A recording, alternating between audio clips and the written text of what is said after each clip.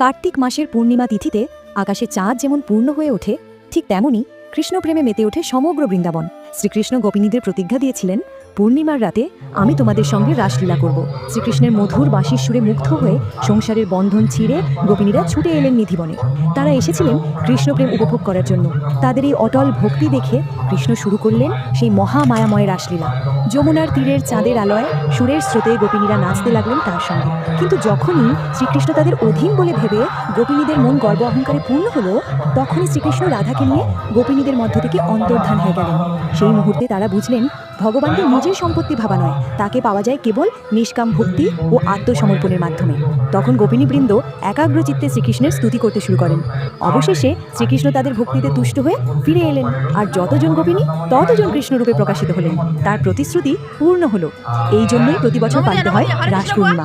আপনি যদি প্রভু শ্রীকৃষ্ণের ভক্ত হন, তবে চ্যানেলটিকে